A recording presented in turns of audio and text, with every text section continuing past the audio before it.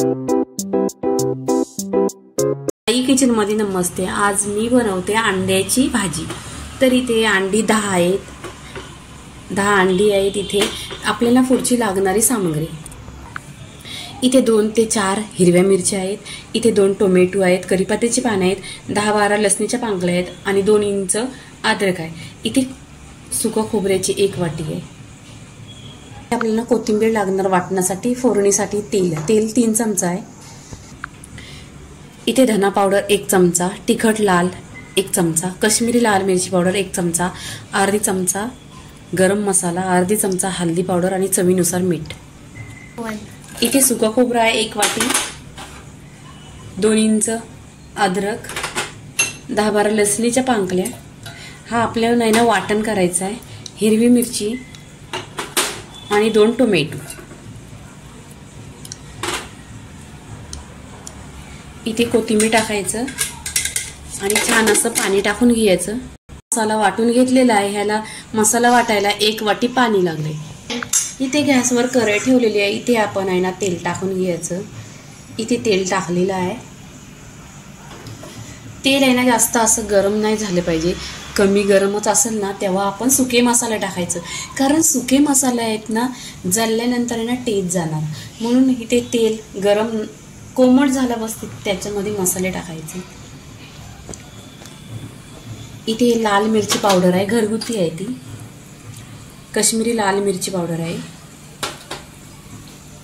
आणि गरम मसाला आहे अर्धी चमचा आणि धना पावडर आहे अर्धी चमचा, हळदी पावडर आहे अर्धी चमचा। पूर्णपणे मसाल्याला तेलावर परतून घ्यायचं, छान असं परतायचं। इथे बघा असं परतायचं। परतल्यानंतर आहे ना छान असा सुरेख कलर येतो। इथे बघा कसा असा छान कलर येतोय ना। आता इथे ना गॅस स्लोच आहे। इथे वाटण बनवलेले ना हे वाटण टाकून घ्यायचं।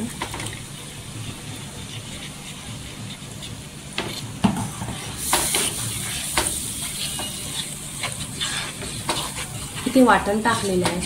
आता आहे ना मी इथे कोमट पाणी केलंय, तुम्ही पण कोमट पाणी टाका, कारण कोमट पाणी टाकल्यानंतर आहे ना तरी खूप छान येते।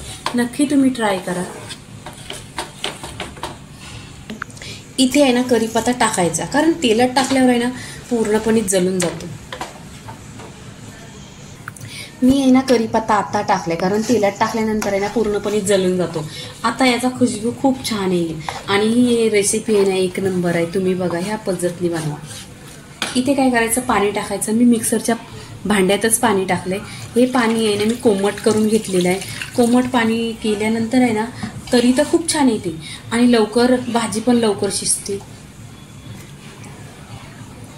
इथे आहे ना मी पाणी टाकलेलं आहे, 1 ग्लास पाणी टाकलेलं आहे। पाणी तुमच्यावरती आहे क्वांटिटी किती टाकायचं ते। इथे आपण डायरेक्ट आहे ना हे टाकायचं, चवीनुसार मीठ टाकायचं। इथे बघा पाणी टाकलेलं आहे छान असं। आता एक 10 ते 15 मिनिटं आहे ना छान अशी उकळी काढून घ्यायची। इथे असे 10 ते 15 मिनिटं झालेली आहे, छान अशी उकळी आलेली आहे आणि तरी पण खूप छान आलेली आहे आणि रसा पण छान आहे इथे। तर इथे आपण आहे ना आता अंडी फोडून घ्यायची।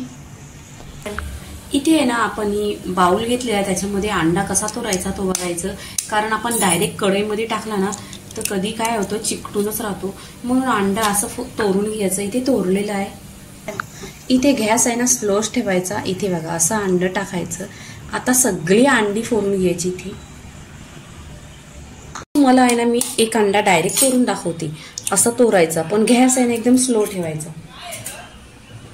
अशी डायरेक्ट तोडायची, गॅस स्लो ठेवायचा, कारण आहे ना फास्ट गॅस केला ना तर चिकटणार कढईला।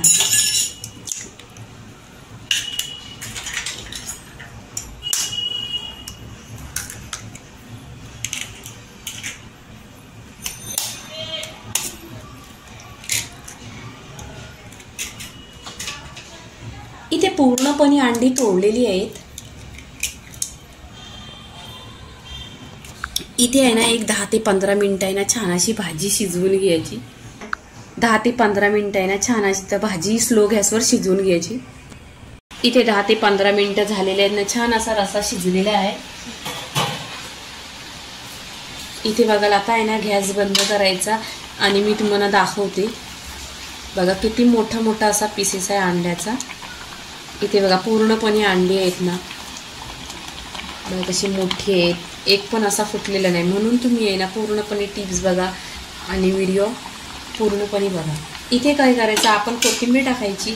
कोथिंबीर टाकल्यानंतर हे प्लेटमध्ये अंडा काढून घ्यायचा.